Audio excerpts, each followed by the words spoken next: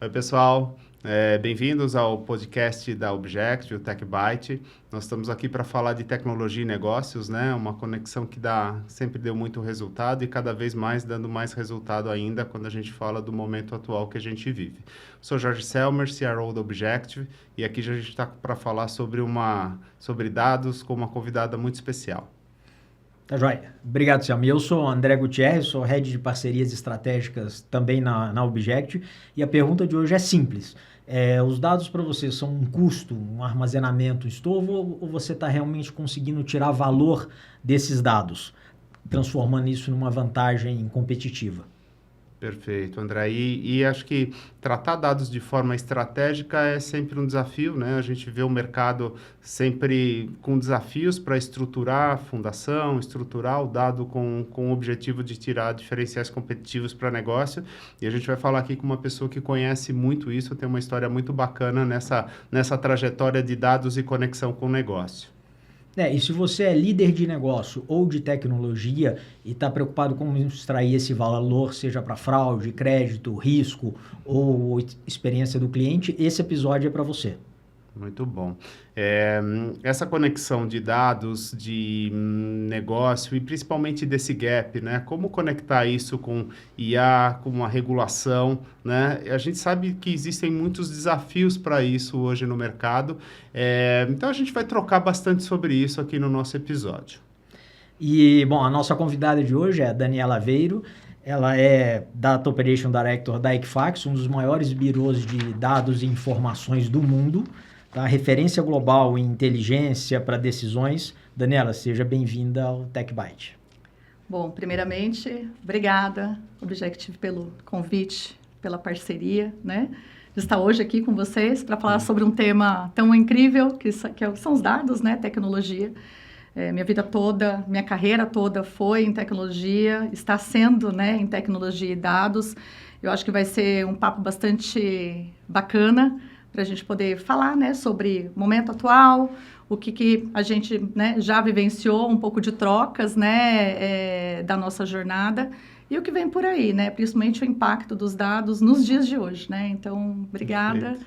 E obrigada a todos, né, que estão acompanhando também esse papo.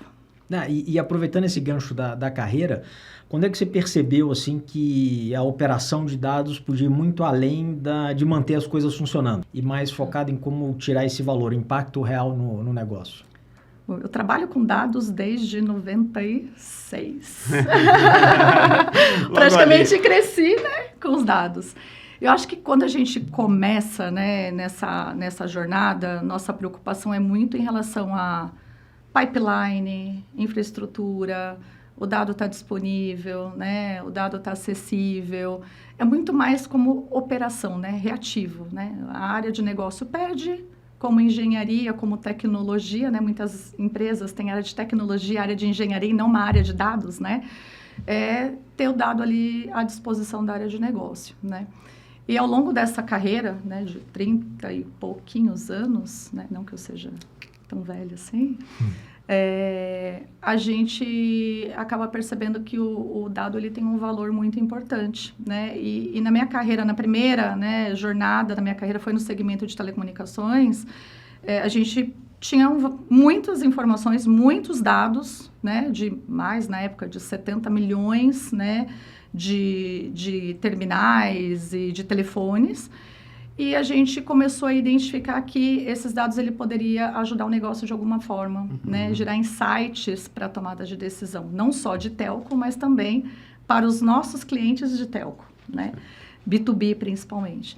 E aí a gente começou toda essa jornada de monetização dos dados. Então, qual é o valor que a gente consegue extrair dos dados?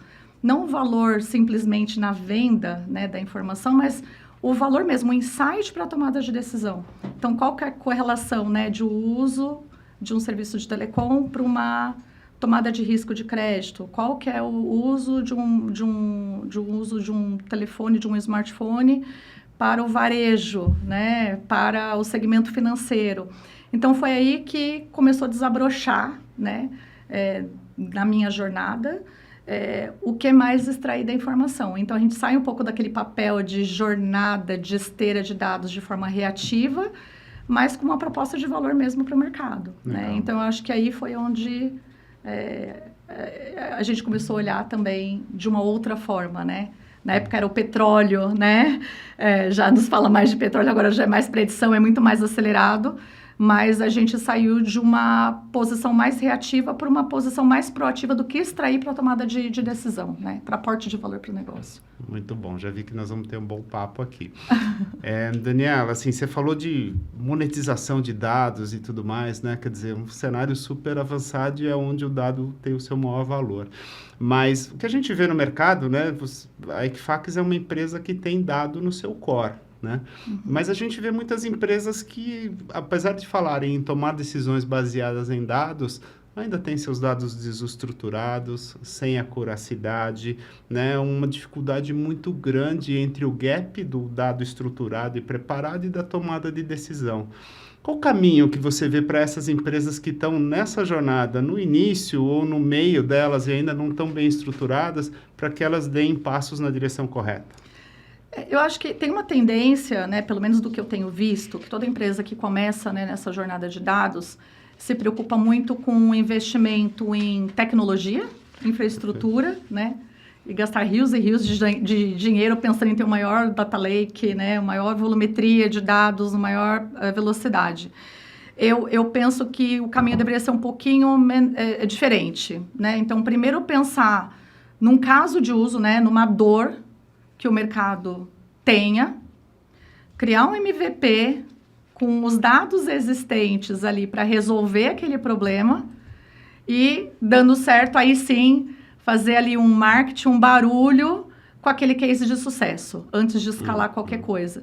Por quê? Porque senão você começa com um investimento muito alto, né? Em infraestrutura, em cloud, em ferramentas, em tecnologia, sem saber qual que é o drive de business, né, que você está seguindo. Então, eu partiria primeiro do caso de uso, né, de uma problemática, né, de um problema num nicho específico de mercado, tentar resolver aquele problema para depois escalar. E não o caminho inverso, né, de ter aquela... Porque dado é só custo de infraestrutura, se você for ver, né, de cloud hoje, né. E a gente tem uma tendência muito grande como ser humano de querer abraçar, né, um mundo. Então, eu quero muito dado, quero melhor tecnologia, melhor infraestrutura, várias ferramentas, o melhor profissional, e tá tudo bem, né? Mas se a gente não tem um problema para resolver, o norte, a gente acaba, né, demorando até um tempo a mais para poder ter esse retorno, né, desse investimento. E isso coincide muito com alguns casos que eu já peguei, assim, que a gente já pegou nessa jornada, que é pegar muita área de dados, de analytics, mesmo sofisticados, com bastante estrutura, bastante infraestrutura, bastante profissionais bons, que tem uma dificuldade muito grande de mostrar valor para a área de negócio. Né? Ele fala assim, a gente sente uma desconexão. Né, uma dissonância cognitiva entre eles. E acho que o que falta mesmo é esse objetivo da gente que trabalha muito com dados, de entender o valor para o negócio. Eu acho que foi uma colocação muito esperta. E a gente, assim, né, a gente fala muito de tomada de decisão em dados, né? O quanto que as empresas também preparam os profissionais de negócio para consumir dados, né? E não é o dado bruto, né? O dado... que nem a gente estava falando, né? O dado, por si só, é custo, é infraestrutura. Não só a área de negócio conseguir enxergar o valor do dado e ser treinado, né? Ter um letramento de como interpretar e extrair o valor desses dados, mas a própria área nossa, né? De engenharia, a área técnica, porque a tendência é que, de novo, né? Quem está ali muito no técnico vê pipeline, a complexidade em ter o dado da melhor forma possível, mas talvez ele não tenha a visão da aplicação daquele dado numa construção de produto ou na resolução de um caso de uso. Então, quando a gente consegue traduzir também para os nossos times técnicos qual é o objetivo de trabalhar aquele dado, qual é a utilização, a aplicação, o propósito, o caso de uso que aquele dado vai ser utilizado, o time também deixa de olhar só a árvore e olhar o bosque, né? E eu acho que essa parceria entre técnico e negócio, entre engenharia e negócio, faz com que a gente consiga agregar mais valor. Então, quando você sai do dado, propriamente dado bruto, e você consegue ver o resultado daquele dado, seja numa redução de inadimplência, numa redução de churn, no aumento de rentabilidade, numa adoção de um produto que não está sendo tão consumido como deveria, você sai, né, daquele papel do byte e sim do financeiro, do impacto financeiro, né, do propósito daquele trabalho que está sendo feito.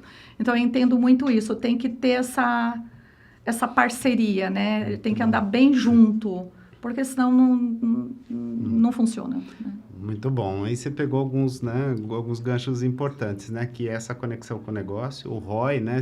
Será que aquela entrega está tendo ROI? Mas aí, quantas áreas de negócio realmente, na sua trajetória, nem precisa ser Equifax, mas você veio de segmentos de varejo, você passou por telco, o quanto o negócio está preparado para usar esses dados e trazer o retorno para as áreas de negócio propriamente dito? Você vê essa evolução, as áreas de negócio também se preparando nesse aspecto? Eu vejo, sim, uma evolução, mas eu acho que tem 3 pontos principais, que são assim fatores críticos de sucesso, até para que as pessoas se sintam confiantes em usar a informação. A primeira é a qualidade da informação, né? Então, quando a gente fala em dado, né, tem toda uma jornada, né? Tem a captura do dado, tem a avaliação se aquele dado tem qualidade ou não. Esse dado ele é normalizado, ele é transformado, ele vira um atributo, né, que é onde a gente consegue tirar o valor e a aplicabilidade para o negócio, ou ele vira um produto mesmo, que a gente acaba levando para o mercado como um produto de dado, mas no final é um produto, né, para tomada de decisão. Só que se você não tem a credibilidade na qualidade daquela informação, a tendência é você não usá-la, né? Então, esse é um fator que é básico, né? Tem que ter a qualidade. Para a gente poder garantir essa qualidade, desde o momento que o dado entra dentro do nosso Data Lake, né, ou dentro da empresa, até antes de entrar no Data Lake, a gente precisa ter ali uma avaliação sobre essa qualidade e ter ferramentas de monitoria e observabilidade, porque também se a gente identifica um erro e não é feito nada em relação àquele erro, ele vai se propagando ao longo da jornada. E aí você tem um problema muito pior, que é todo o custo, né, da eficiência operacional, de você ter que refazer um modelo, refazer um produto, o custo das pessoas, o custo da própria cloud, de fazer todo esse processo, novamente, essa jornada diferente. E também o timing, que nem a gente estava falando, né? O time técnico, ele tem toda a complexidade ali da acuracidade de tratamento, de poder disponibilizar o dado com a maior qualidade. Só que o business, o time to market, está ali, né, no cronômetro. Então, e é normal nós, como executivos, eu quero a informação para ontem, né? Se demorar um dia, eu já tô atrás da concorrência. Então, tem ali um ponto de equilíbrio, né? Que a área técnica, a área de negócio, e a credibilidade, e a monitoria, e a qualidade, e o timing tem que ocorrer sempre ali no melhor, né, timeline, né, do mercado e do cenário econômico. Então, eu entendo que tendo essa qualidade e tendo dado com essa qualidade no timing necessário, faz com que a gente use o dado para tomar decisão, né? Qualquer coisa que eu tenha um gap maior de timing que não corresponde à necessidade do mercado, ou uma credibilidade, uma confiança na informação, já é um fator contra essa utilização, né? Quer dizer, para os CFOs e CEOs que estão nos assistindo agora, a gente poderia destacar qualidade, confiança e credibilidade como critérios para avaliar se tem uma estrutura de dados preparada para tomada de decisão? Eu falaria assim, para um CFO eu falaria assim, se hoje você não tivesse dados na sua mão para você tomar decisão por 4 horas, quanto você perderia de dinheiro? Porque aí a gente consegue saber o quanto é um data-driven mesmo. Perfeito. Porque também tem muitos executivos que tem muito aquela coisa do feeling, né? E também quer ter o insight pronto para escolher, é por esse caminho que eu vou ou por esse, né? Então, tem esse tema de qualidade, mas também tem aquela coisa do feeling do negócio, né? Do termômetro. Então, eu acho que quando para a gente poder falar assim, essa empresa é totalmente data-driven, né? Eu tomo decisão com base no dado. Para o CFO eu falaria, olha, Se eu ficar 4 horas ou 6 horas com um problema no dado, você não tem dado para tomar decisão, quanto você perderia de dinheiro? Se ele falar perderia muito, putz, então ele tem essa cultura data-driven. Se ele falasse, putz, não sei, não sei o quanto isso está dentro da cultura da empresa, né? Perfeito. E por outro lado, a gente sabe que também tem o cenário onde a gente traz, desculpa a forma de falar, né, o PowerPoint ali, e o dado ele só serve para a gente certificar que aquela decisão que eu quero tomar faz sentido. É mais para validar do que o direcionamento inicial para aquela tomada de decisão, né? Então, eu acho que a gente tem um pouquinho de tudo hoje no mercado, dependendo ali da maturidade, né, e do quanto a empresa ela já está ali num futuro, né, numa inovação um pouquinho mais à frente em relação a dados, né? Essa é uma armadilha bem real, assim, de você, o dado, manipular o dado para corroborar uma opinião que você tem. Exato. Não usar o dado para determinar um curso de ação. Ela não é a origem da decisão, e sim o final para dizer, eu estava certo. Né? A gente vê muito isso também, né, hoje no mercado, né? Essa é uma armadilha importante. E é aquilo que você falou, né? Se tiver dados de má qualidade, você vai ter uns insights de má qualidade, às vezes potencializados. Exato. Você vai potencializar o dano. Hoje, com inteligência artificial, com o que a gente tem de volume de dados e modelagem, a gente tem muito esse risco. Exato. Legal. E tem um aspecto aí também, a gente falou de credibilidade, a gente falou de confiança e tem um aspecto de governança. Sim. Isso acho que você passou por setores assim que os dados são sensíveis. Você falou dados de varejo, dados de consumo, dados financeiros, de mercado. Né? Como é que a gente equilibra esse pratinho da governança com a nossa vontade de consumir os dados? Eu acho que assim, até no começo, né, quando a gente falava de Big Data, agora com AI, onde a gente escala, né, tem velocidade, variedade, volume, né, já estamos atrasados, né? Eu acho que tanto a governança, quando a gente fala do LGPD, de órgãos reguladores, né, como o Bacen, como a própria Anatel, né, segmentos que são importantes e tem esses órgãos que acabam, de alguma forma, protegendo, né, todo o ecossistema, eu acho que a gente tem que enxergá-los como um fator positivo. Em que sentido, né? Quando a gente fala de um carro de Fórmula 1, né, que vai ali 300, 400 km por hora, a gente precisa ter um freio para que ele não capote na curva, né? Eu acho que, na minha opinião, né, particular, toda a parte de regulamentação, de governança, faz com que nós, profissionais, tenhamos segurança de estar pilotando esse carro de Fórmula 1 numa velocidade absurda e que a gente precisa para ter, né, ali o time to market, o time to revenue, fazer o negócio estar sustentável, mas ao mesmo tempo a gente tem que ter segurança. Então, a partir do momento que a gente nasce com esse privacy by design, né, dos dados desde a fundação, eu acho que a própria equipe e o próprio business tem segurança de navegar na velocidade que a gente precisa, né? Então, eu usaria o nome governança, né, ele acaba trazendo um sentimento, né, de burocracia, de processo, igual a palavra processo, né? Processo, a gente lembra de coisas morosas, né? Mas eu acho que quando a gente tem uma governança, a gente tem a política, a prática, né, os procedimentos, a forma de governar o nosso dado, desde essa captura, né, do data acquisition, né, independente de qual seja, né, seja por consumo ou por compra ou por dado proprietário ou dado público. E você cuida, né, dessa privacidade, dessa governança, dessa qualidade by design, toda a cadeia ela acaba sendo mais fluida, ela flui com uma maior velocidade, com menos fricção, com menos atrito, e todos ficam confortáveis nessa jornada, sabe? Então, eu enxergo dessa forma. Muito bom. Tá? Daniela, muito bom. Assim, até anotei aqui que depois eu vou voltar no tema de governança e regulação. Mas eu queria colocar um outro tempero aí, um negócio que ninguém está falando, IA. Ninguém está falando de IA. Eu queria colocar um pouco na nossa conversa, né? Quer dizer, IA está em tudo, né? Análise de risco, de fraude, né? usa IA.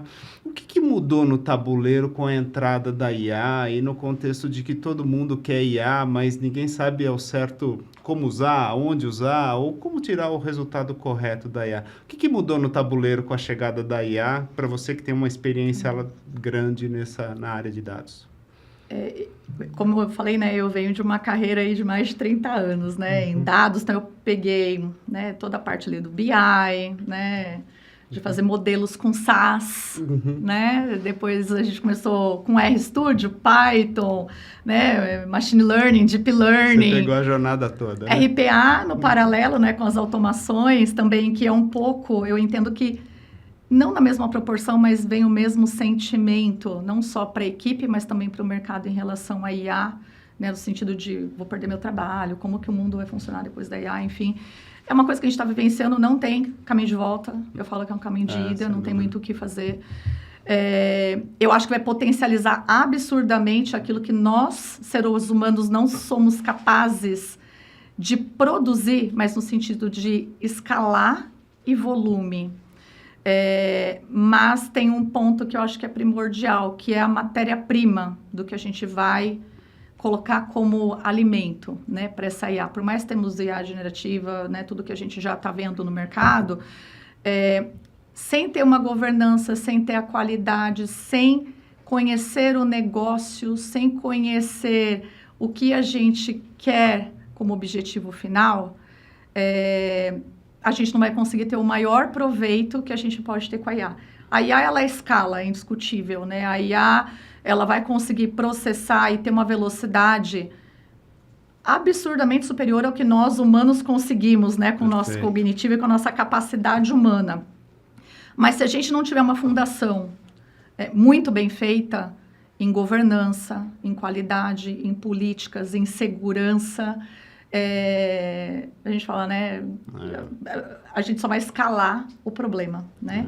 Então, se eu tenho um processo que eu quero usar um AI como um hype, sem ter todo esse cuidado aqui por baixo, eu tenho um problema, eu tenho um erro, eu só vou escalar o erro, eu só vou escalar o risco, eu só vou escalar a volumetria da minha perda, ao invés de eu utilizar a AI como uma nova, um novo caminho, né, de geração de receita, ou de escalar a receita.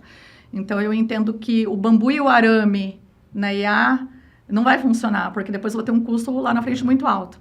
E a gente fala de IA como se fosse uma coisa simples e barata, e não é. Né? A gente precisa de tokens para poder fazer esse negócio funcionar, e não é tão barato quanto a gente imagina. Então, se a gente pensa na IA, em escalar a IA, sem pensar nessa fundação, nessa governança, deixar isso para depois... O preço vai ser muito alto, né? Então, eu entendo que a gente não mitiga erros de qualidade, erros, né, de business, de caso de uso. A preocupação vai ser mais em como a gente vai operar essa IA do que qualquer outra coisa, sabe? Pontos que você já tinha destacado, né? A fundação, qualidade e confiança são fundamentais para utilizar a IA. Sim, sim. Tem um ponto interessante também, ele falou lá no início, né, de experimentar rápido, né, como é que você decola um projeto rápido. E aí, pelo que eu entendi que a gente está conversando aqui, o legal é a gente experimentar rápido, mesmo com a qualidade de dados que não seja perfeita, mas você testa, faz o protótipo, deu o resultado esperado, aí você, vou colocar em produção, aí vai para todas as preocupações de fundação, governança e qualidade que você tem que se cercar que isso está bem feito para não potencializar uma informação errada. Mas é esse balanço entre experimentar rápido e na hora de colocar em produção ter esse cuidado, essa atenção com a fundação. E além disso, né, até entrando um pouquinho na governança de novo, né, que a gente falou, a IA ela consegue ter uma velocidade e uma escalabilidade muito rápida, né? Só que a gente não pode perder a mão da linhagem dos dados, né? Do porquê que a IA deu aquele determinado resultado. Então, a IA ela não pode ser uma black box, principalmente quando a gente está falando de um setor de regulamentação e de que é necessário ter uma transparência do porquê uma decisão, ou um score, ou uma aprovação, ou uma negativação, né? Tem que ser rastreável. Tem que ser rastreável, você tem que ter essa rastreabilidade.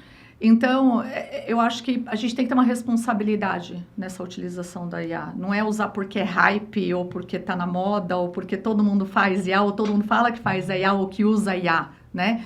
Eu acho que a capacidade hoje que a gente tem, até como área técnica, né, no mercado, de produzir desenvolvimentos, né, de rotinas, queries, programas, que a gente ganha uma escala muito maior de colocar um produto no mercado, né, com a IA. A gente consegue reduzir o timing 1000 vezes, 2000 vezes, nos testes que a gente já tem feito, né? Mas eu preciso ter a responsabilidade de conseguir explicar, né? Conseguir o porquê, os porquês, né? Então, a gente deixa de ser um desenvolvedor, né? Ou um engenheiro de dados no sentido de acompanhar a pipeline, fazer tratativa de dados e disponibilizar dados, para uma pessoa que consiga operar a IA e conseguir trazer todas as respostas que acontecem dentro da IA.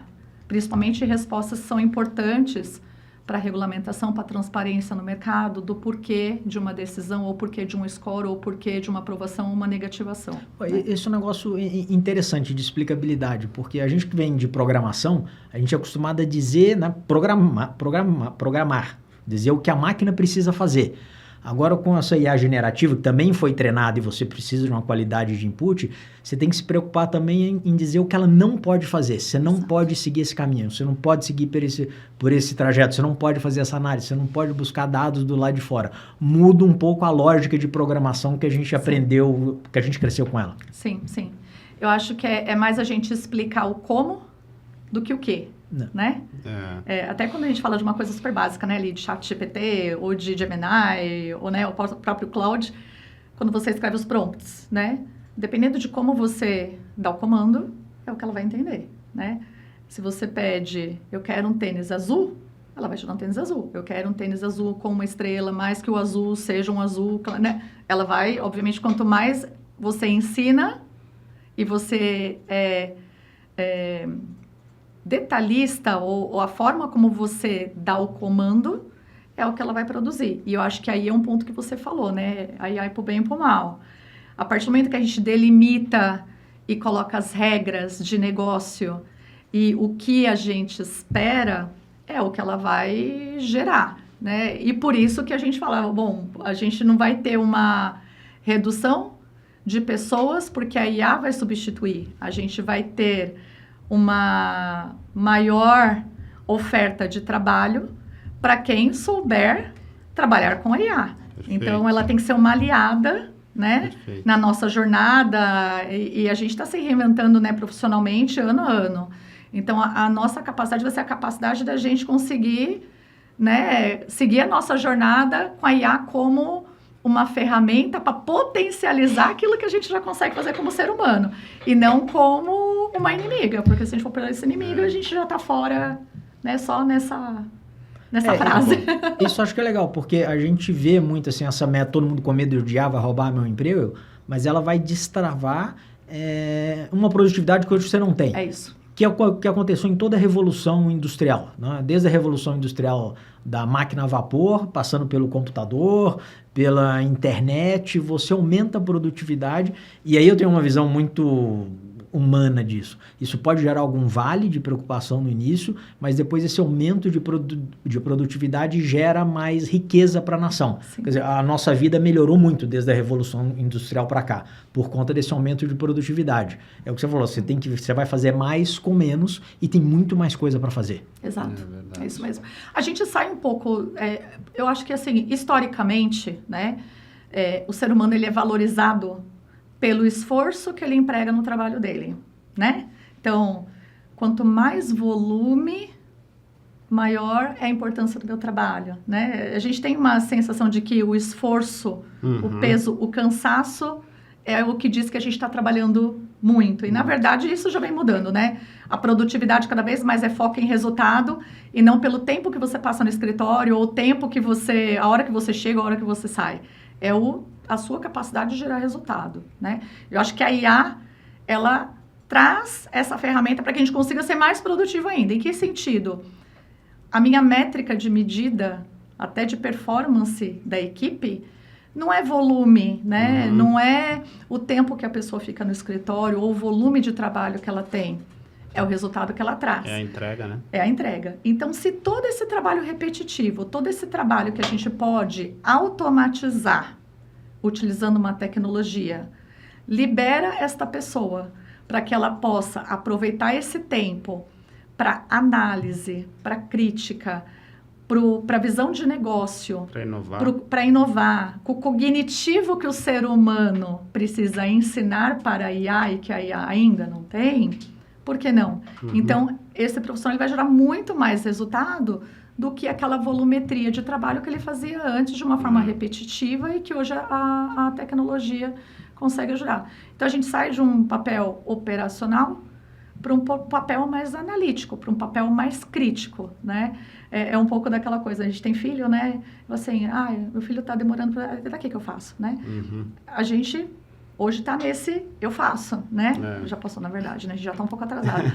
A gente vai ter um papel de como eu ensino ela a fazer ainda melhor e eu tirar um proveito dessa tecnologia para maximizar o meu resultado, o valor que eu entrego para o negócio, né? E a gente precisa ter conteúdo, conhecimento para olhar e saber se ela não alucinou de alguma forma, se ela foi no caminho errado, né? Exatamente. Então, isso é fundamental. Exatamente. Daniela, peguei várias coisas que você colocou aqui, vários temperos interessantes, eu queria colocar isso num caldeirão aqui dentro do segmento agora de finanças, né? O segmento de finanças a gente já falou aqui, ele é muito regulado, né? LGPD, Banco Central, né? Tem uma série de regulações. A gente tem a governança aí como um guarda-reio aí no seu exemplo da Fórmula 1 e tudo mais, mas um guarda-reio para nos direcionar, mas que não pode nos travar. Como fazer inovação com todo esse arcabouço de complexidade, né, e de cenários regulatórios, mas a IA está aí e pode trazer muita inovação. Como é que vocês têm feito no dia a dia para, dentro desse contexto, trazer inovação para o negócio da Equifax? Olha, assim, eu acho que eu vou falar um pouco, né, obviamente, do negócio birô, né, Equifax e outros birôs também que eu já trabalhei, mas eu acho que é um tema independente de ser birô ou não, né? De novo, eu acho que quando você tem esse guarda-reio, né, de segurança do que pode, do que não pode, eu acho que a gente acaba até protegendo o nosso negócio, né? Isso traz uma segurança para toda essa cadeia de desenvolvimento. Então, a partir do momento que você tem, né, um executivo de produtos que está lá pensando, né, nas dores do mercado, o que o mercado sente, o que eu posso resolver com determinada informação. E a gente tem esse privacy by design e toda essa governança desde o início do processo, a gente consegue navegar de uma forma mais segura. E onde a gente às vezes acaba engasgando, né, quando a gente não tem essa preocupação com toda essa parte de regulamentação e privacidade, é que ao longo da construção do produto, você tem várias barreiras, vários impeditivos que você acaba levando até mais tempo para conseguir levar um produto para o mercado. Então, eu acho que essa proteção ela é positiva porque ela não é uma proteção unilateral, ela é uma proteção mercado, né, para todo o segmento, independente de qual seja, né, a utilização da informação. Então, eu acho que isso traz o conforto. Quando a gente pensa em todo esse processo, entre aspas, para não trazer a visão da burocracia, né? Porque governança, processo, a gente acaba já tendo um pré-conceito, um pré-julgamento de que é um impeditivo, né? É um não, né? É um não. Eu lembro lá na época do Big Data, vou colocar os dados do InCloud. Imagina! Né? Então, a gente tem que caminhar muito junto, né? Produto, tecnologia, segurança, regulamentação, para poder cada vez mais desenvolver o negócio, economia mesmo do país e do mundo. Quando a gente tem todos esses guardrails caminhando conjuntamente na mesma velocidade, a gente acaba sendo mais rápido no final da jornada. Se você não tem isso muito combinado, acaba sendo travas que você vai levando ao longo do processo e que não tem necessidade. E a gente já fez alguns testes com a IA, inclusive. Se eu levo hoje, sei lá, 3, 4 meses para colocar um produto no mercado, com a capacidade que eu tenho de já desenvolver, né, de já customizar e colocar o produto ali já em homologação para ir para o mercado, O trabalho que a gente tem hoje da nossa área de tecnologia ou da nossa área de dados ou de analytics é na governança, é governar essa regra da execução escalável e não no esforço manual. Então, eu entendo de novo que não muda. Entende? E na área de finanças, acho que tem uma coisa que é interessante, né? Porque está todo mundo na mesma regulação. Então, estão todos trabalhando com as mesmas regras. O timing é o mesmo, né? Então, pensa assim, né? Numa linha de produção de automóvel, né? Você tem todos os insumos, que ele passa por um controle de qualidade, né? Então, desde o tecido do banco, as peças ali do painel...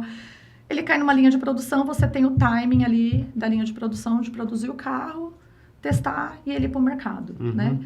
Quando a gente fala mercado financeiro, não só no mercado financeiro, mas né, tudo que hoje a gente acaba utilizando o dado para tomada de decisão, seja de risco, de crédito, de propensão à compra de produtos, né, next best offer, máquina de vendas, tudo que a gente já faz hoje de uma forma mais rápida ainda, a gente tem um timing. Quanto mais rápido, quanto mais near real time eu for, né, quanto mais eu tiver informação ali na hora que eu preciso, mais competitivo eu vou ser. Então, a gente sai um pouco do cenário mais reativo, de produzir, depois colocar na esteira e eu ter o dado em D-1, D-2, para ter uma tomada de decisão, para ter uma informação muito rápida e até em relação à modelagem. A rapidez com que a gente identifica que o modelo parou de performar e eu tenho que recalibrar esse modelo vai ser muito mais rápido e muito mais automático. Então, eu consigo ganhar uma velocidade no time to marketing, né, e no time to revenue dos produtos muito rápido, porque aí ela potencializa a minha capacidade de não só descobrir erros e corrigi-los, mas também, rota, assim, né? Observabilidade. Eu tenho um comportamento de um modelo. Putz, descolou, alerta, ele corrige, já calibra, né? Então, de novo, eu acho que ele é um acelerador, né? Uma gasolina a mais que a gente vai ter. Isso é importante. Eu acho que você começa a quebrar, assim, essa disputa que tinha entre área operacional e área de negócio. A área de negócio quer velocidade, como você falou, a área operacional ficava segurando, né, o projeto. Eu não vou fazer. Então, eu acho que você ter essa governança, ter essa segurança dos dados e com a tecnologia que a gente tem em mãos, né, você consegue democratizar efetivamente o consumo desse dado já, vamos dizer assim, curado, já pronto para ser trabalhado, né, e consumido pela área de negócio, você quebra um pouco essa barreira que tinha, sei lá, até muito pouco tempo atrás. Com certeza, com certeza. E eu falo muito, né, até para o meu time, eu estou hoje numa área de operação, né, Data Ops, e eu tenho muita gente técnica trabalhando que, né, em outras palavras, come dados e alimenta dados o dia todo, né? E eu falo para eles, gente, uma área de operações, ela não é mais uma área que tira pedido. Ela não é um balcão que você pede, né, a forma que a gente fala lá atrás, né, vou pedir um pastel, né? É uma área que vai além disso, ela agrega valor para o negócio. Então, assim, a partir do momento que eu tenho uma nova informação dentro do meu ecossistema, o que essa informação pode gerar de novos caminhos de receita para a companhia, né? Novas fontes geradoras de receita. Hoje a gente tem vários segmentos e a única coisa que a gente tem em comum em todos os segmentos é dados. Então, não tem hoje nenhum negócio no mundo. Você pode ir para o segmento de saúde, de varejo, de utilities, de indústria, comércio. Tudo tem dado. É a única coisa comum que a gente tem em todo o negócio. Até dentro da nossa casa. Então, o proveito que você tira a partir disso é indiscutível que é comum para todo o negócio. Então, o time técnico, ele tem que saber negócio. Porque a partir do momento que ele sabe qual que é o impacto da ingestão daquela informação para o negócio, até o valor do trabalho dele é percebido de forma diferente. A partir do momento que ele captura um dado adicional que tem uma total correlação com uma inadimplência, ele sabe o que aquele dado lá no final vai aportar de valor para o negócio do nosso cliente. A partir do momento que ele sabe que tem um problema num determinado segmento, seja, sei lá, agronegócio, veículo, imóvel, e que tem uma informação que pode fazer diferença e dar um peso maior no modelo e traga um KS maior, ele tem uma percepção de qual que é o propósito daquele trabalho que ele está realizando. Ele deixa de ser operacional. Ele vira muito mais intelectual, né? Muito mais estratégico para a companhia e para ele também como engajamento mesmo no trabalho, na realização dele, né? Profissional, né? Na carreira profissional dele. Então, a gente traz muito isso.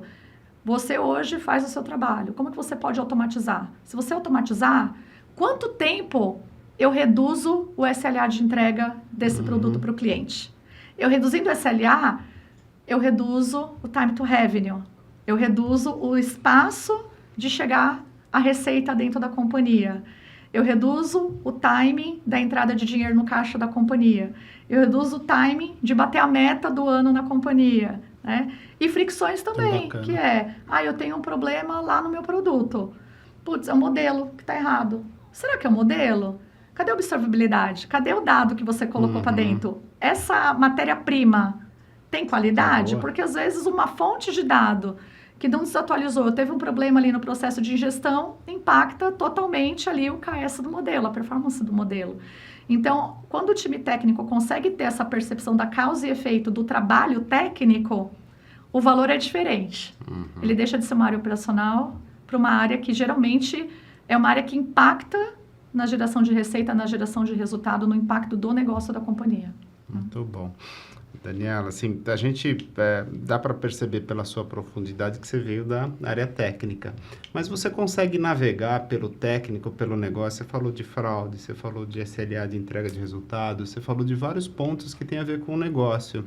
E essa não é uma realidade do mercado. A gente não vê o pessoal técnico, né, áreas de tecnologia, de dados, navegando com tanta tranquilidade na área de negócio, né? A gente não vê isso na maior parte das indústrias. O que você pode recomendar, o que você pode dar de dicas para essa CIO, CDO que está lá né, dentro da estrutura de tecnologia, conseguir se aproximar da área de negócio e ser um parceiro na entrega de resultado? O que você pode dar de dicas? Porque eu vi que você navega com tranquilidade pelo cenário tech e business com facilidade.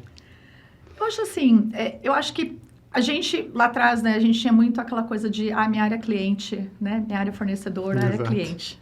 Eu sou dessa época, old school, né?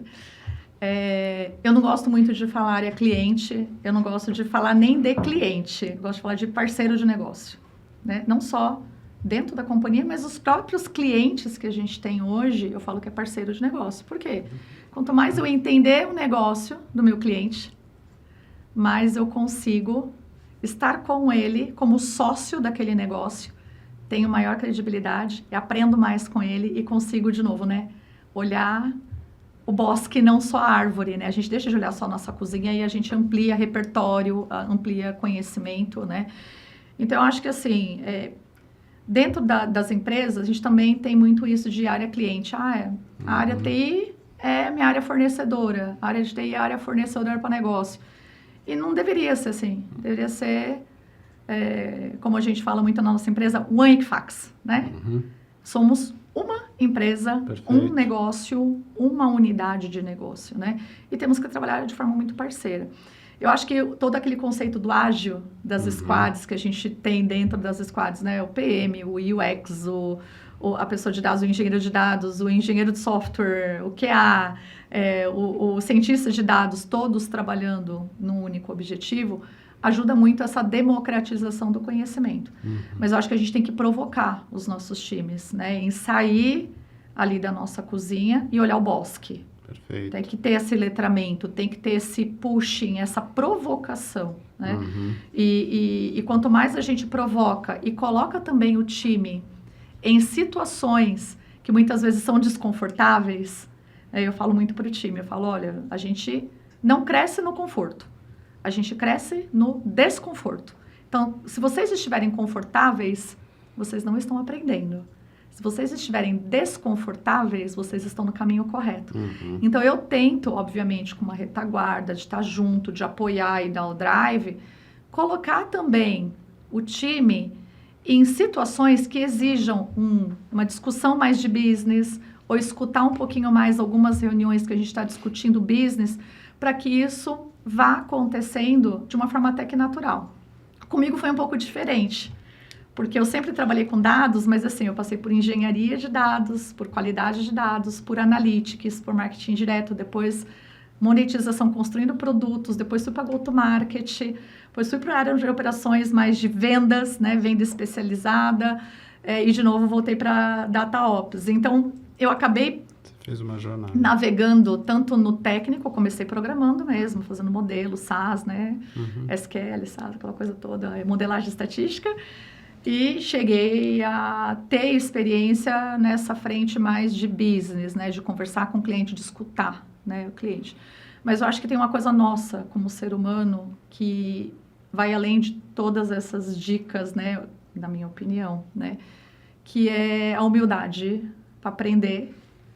E as pessoas que sabem o que a gente não sabe, também ter a generosidade de compartilhar, né, o que sabe. E eu acho que a nossa carreira, ela tem a ver muito com isso, né.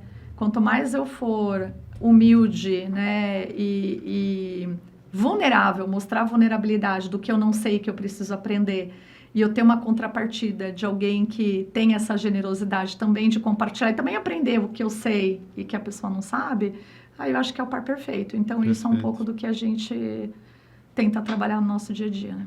Não, legal. Isso cai também numa definição assim, né, de qual que é o perfil do profissional que a gente busca, né? O Samuel abordou assim, como é que é a nossa posição como gestor, né, o que é que a gente tem que buscar, mas também uma dica aí para quem está no mercado ou quem está procurando uma movimentação, né? Qual que é o perfil ideal de um engenheiro de dados, de um cientista de dados, de um analista de dados ou de um arquiteto?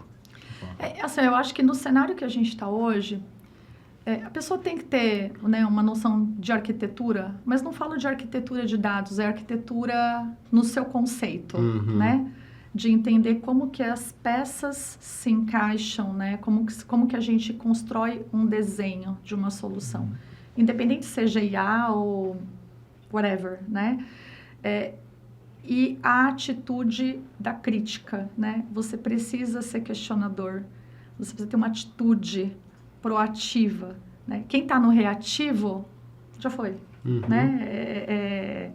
O pacífico, né? O passivo, ele fica no tempo. Então, à medida que a gente vai se reinventando, a gente precisa ter uma capacidade lógica, né? A gente tem que ter uma capacidade de conseguir estruturar, né? E conseguir ter uma visão processo, não processo na sua burocracia, mas a jornada de como as coisas se encaixam ou como as coisas funcionam, e talvez não ter tanto aquela atitude daqui que eu faço, e sim, como que eu multiplico esse conhecimento para eu conseguir escalar aquele conhecimento que eu tenho.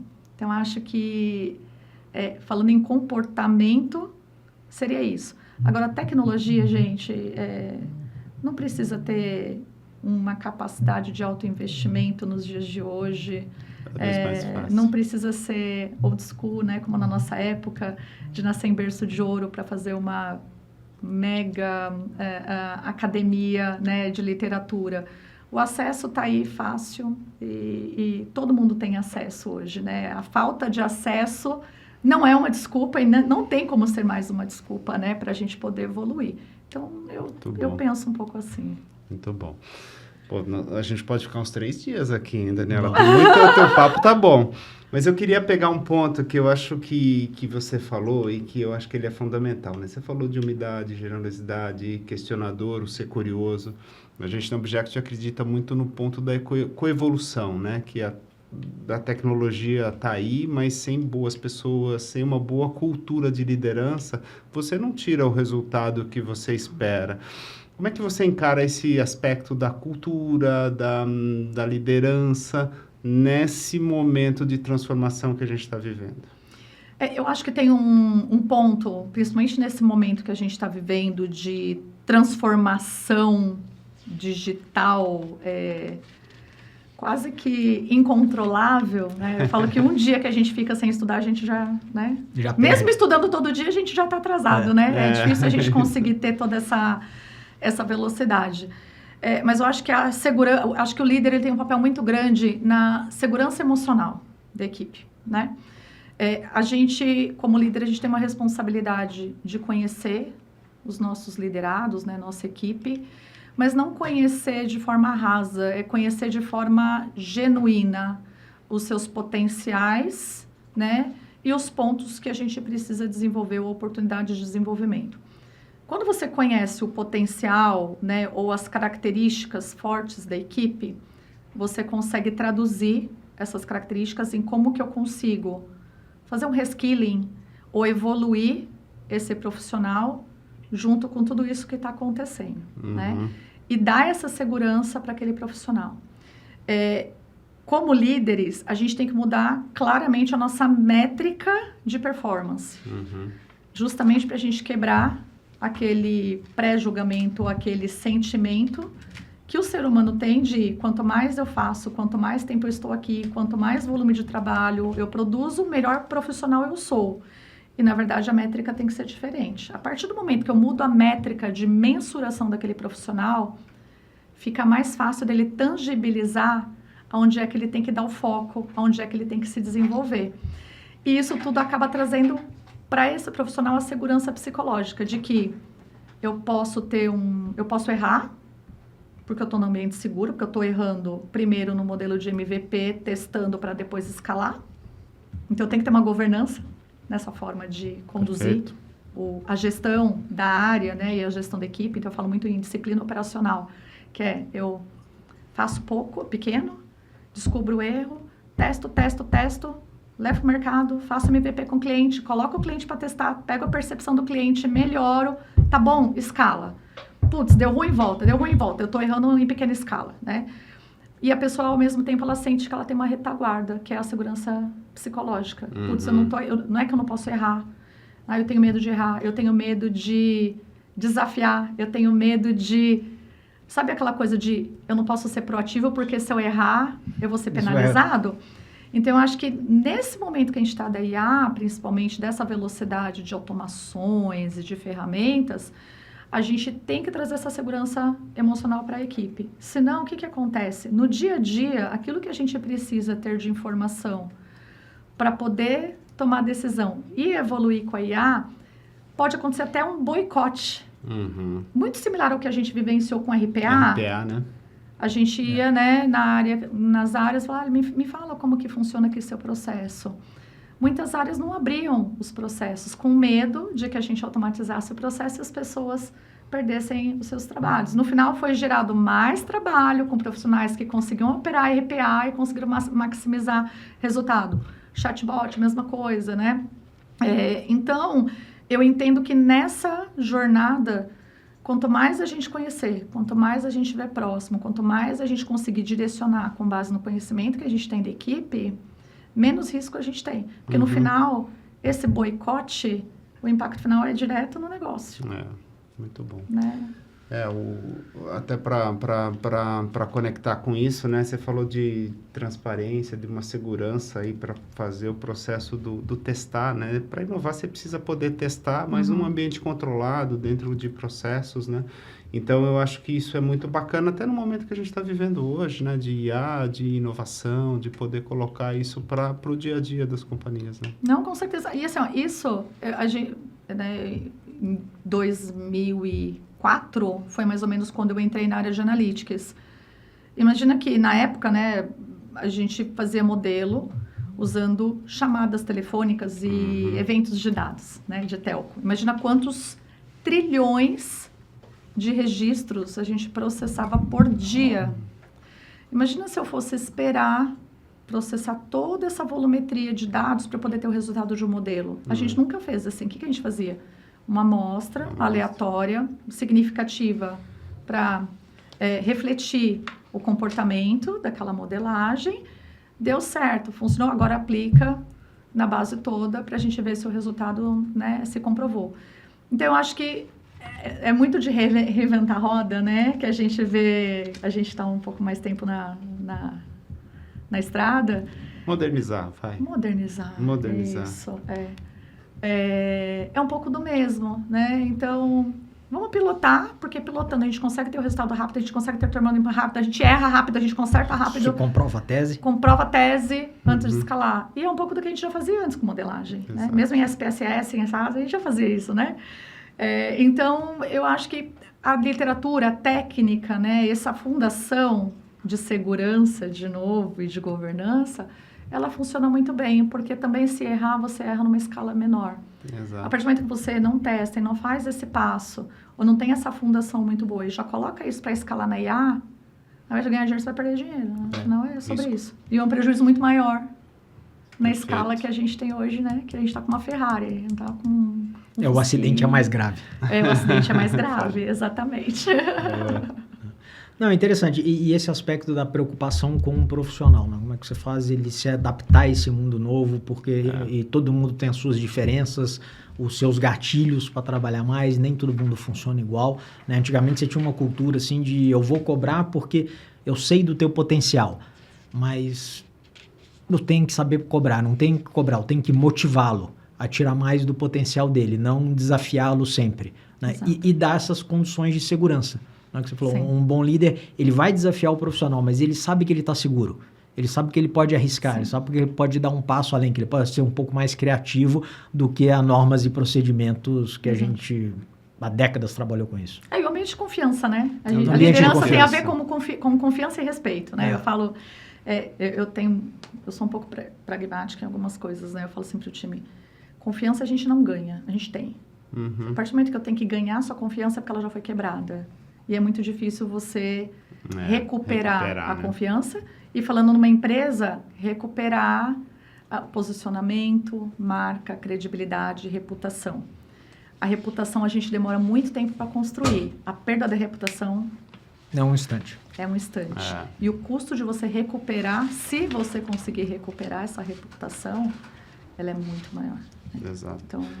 E acho que dá para levar isso também quando a gente fala para os clientes, né? Quer dizer, se o cliente confia em você porque sabe que você tá ali, é correta, tem processo, cuida das pessoas que vão estar atendendo a esse cliente, você vai testar, ser transparente, validar com ele o resultado e poder corrigir se for necessário, te dá a confiança também de fazer novos negócios. Né? Sim. Com o cliente, eu tenho uma opinião muito particular, né? Que, de novo, eu não tenho cliente, eu sou muito eu tenho sócio. Porque a partir do momento que você tem essa posição de sócio do seu cliente, você respira o negócio do seu cliente. Você respira a dor do seu cliente. E quando você respira a dor do seu cliente, dentre todas as ferramentas, todos os dados, todas as capabilities que você tem dentro do seu business, você acaba sendo um sócio. Você tem esse problema, olha, eu tenho essa informação aqui. Vocês estão direcionados no mesmo objetivo, Você né? está no mesmo objetivo. Então, eu acho que a sustentabilidade, né? E você, hoje, como um dono de empresa, se eu tenho um problema e eu tenho um fornecedor ou um parceiro que está o tempo todo ali, tem interesse em saber do negócio, sabe como o negócio funciona, como o meu motor de crédito funciona, como minha jornada de venda funciona, como o meu e-commerce funciona, quando eu tiver qualquer problema para resolver e não souber como resolver, quem que eu vou chamar para o jogo para fazer um brainstorm e discutir uma potencial solução? É em quem eu confio e quem está sempre do meu lado. Então, por isso que eu gosto muito dessa cultura do sócio. Perfeito. E não cliente, fornecedor ou parceiro, né? Eu acho que o sócio, ele é mais forte. O sócio, ele conhece o seu processo.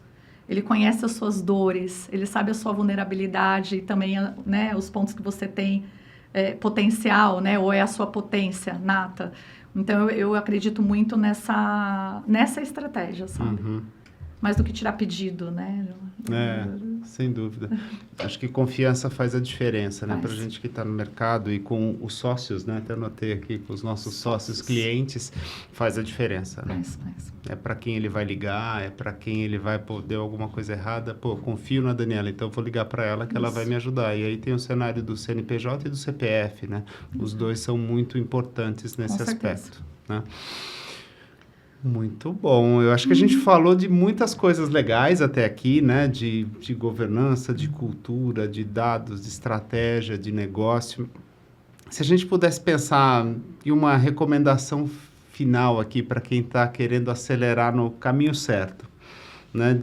De tudo isso que a gente falou, qual é a palavrinha que você deixaria aí para essa recomendação? Olha, eu acho que é um pouco de tudo que a gente falou, né? Em relação a valores, né? A responsabilidade, o cuidado, né? Por mais que a gente esteja num cenário muito rápido, disruptivo, escalável, né? Para ontem, né? O New Real Time já virou On Time. Eu começaria, de novo, não pegando, né? Aquele investimento massivo, bilionário, e assim, eu quero o maior data lake, eu quero todos os dados, eu quero a melhor ferramenta, eu quero maior ecossistema de infraestrutura.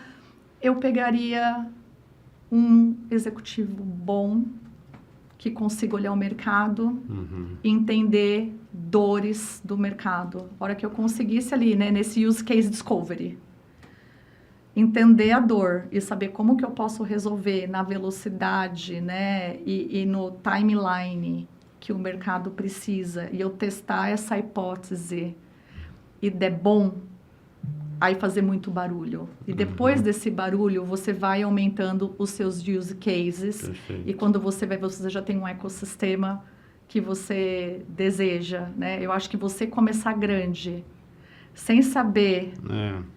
parece aquela no jargão do macaco de metralhadora, né? Eu quero tudo, né? E nós, seres humanos, somos assim, né? Eu quero tudo, eu quero abraçar o mundo. Mas o que acontece? Você vai gastar muita grana e vai demorar muito tempo para você ter o retorno. E você começando nesse passo a passo, eu acho que é muito mais sustentável. Então, eu teria esse drive inicial. E assim, não adianta a gente pensar, o AI é hype, né? Tô no AI, eu faço AI, tô no AI. Meu filho de 11 anos faz AI. É verdade. Meu filho de 11 anos já faz programa em Python já. Que bacana. Eu levei um susto, eu não sabia, eu descobri por acaso. Mas, enfim, se você avançar muito rápido em AI, com todos os custos de token e o que exige a tecnologia para você dizer que você faz AI, sem você pensar na fundação, na governança, na estruturação, né? Como que eu capturo a matéria-prima que vai alimentar a AI, como que eu dou o drive daquilo que eu espero com todos os guardrails de governança, regulamentação que eu preciso, para depois eu ter o que a AI consegue nos ajudar, que é essa escalabilidade e até ser mais rápido em corrigir rotas. Depois que eu tô aqui na frente, se eu tiver que voltar para olhar esse bambu e arame que ficou, esse backlog que ficou, bem difícil. Eu vou ter que construir de novo.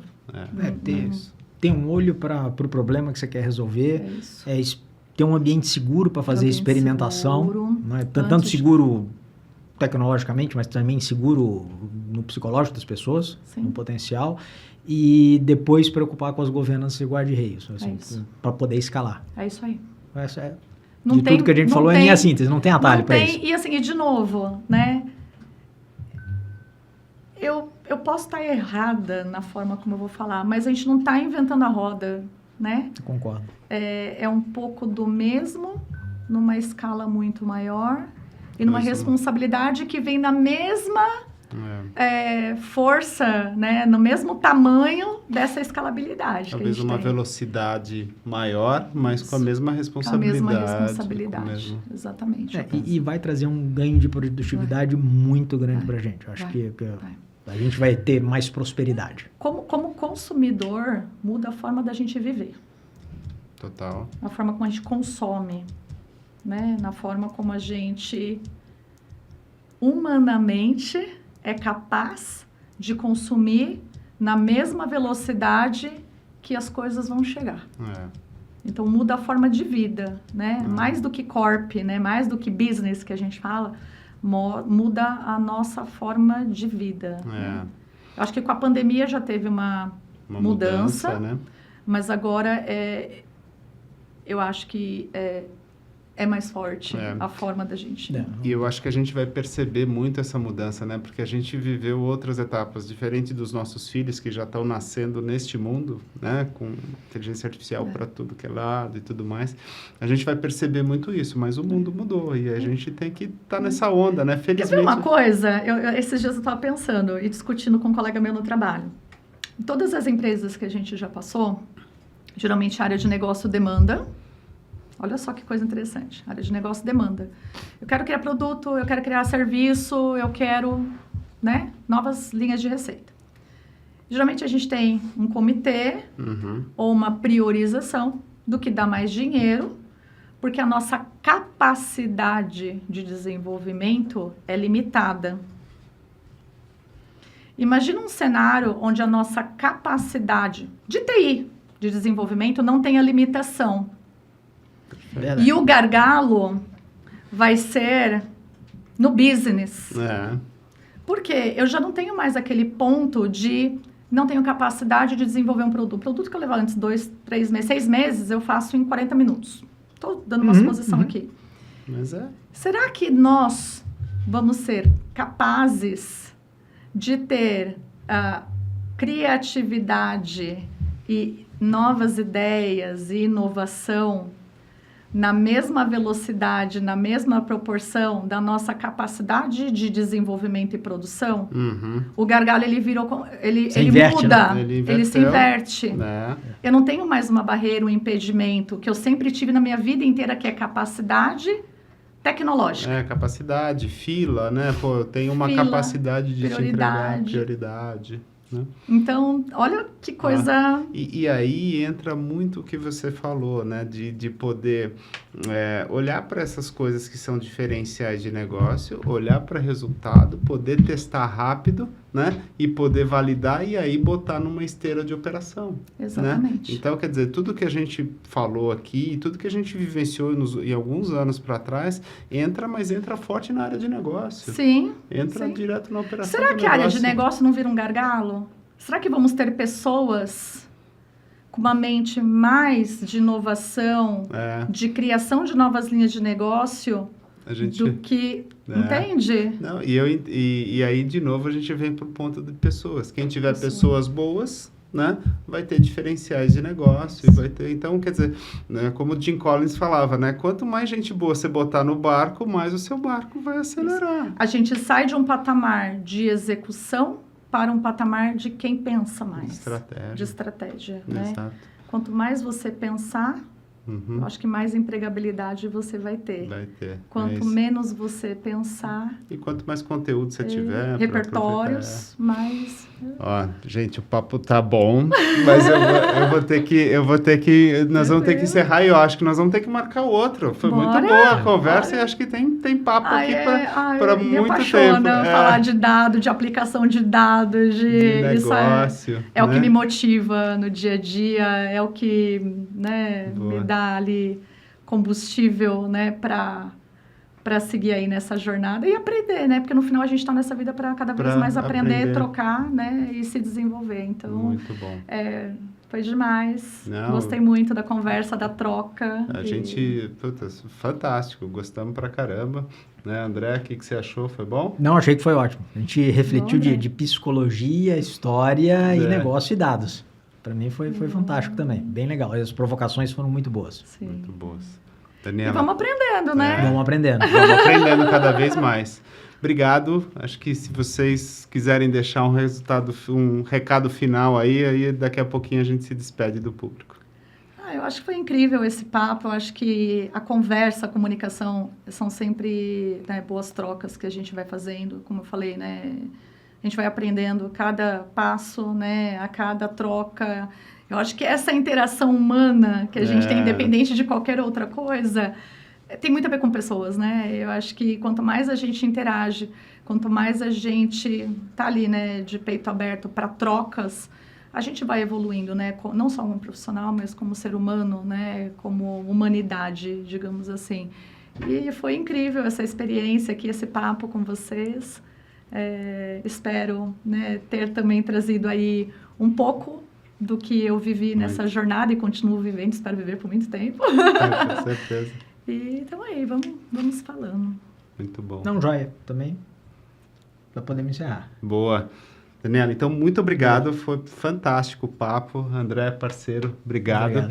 E deixar aqui para o público, né? Quem gostou da conversa, quem gostou do papo, quem, né, se identificou ou tem um desafio parecido com o que a gente colocou, entra nas nossas redes, no nosso site, objective.com.br. Tem muito conteúdo lá, falando de governança, falando de dado, de estratégia de negócio. E quiser prolongar esse papo aqui, é só nos chamar que nós estamos à disposição. Muito obrigado. Obrigado, gente. É isso aí, gente. Até o próximo episódio. Mais, pessoal. Obrigado, Daniela. Não, obrigada a vocês e obrigada, né, às pessoas que estão assistindo. Espero que, né, a gente pôde trazer um pouquinho de conteúdo, um pouquinho mais ali, né, de água no chope, para que a gente possa conseguir aí surfar essa onda. Né? Com certeza. Muito obrigada, pessoal. Obrigado. Boa.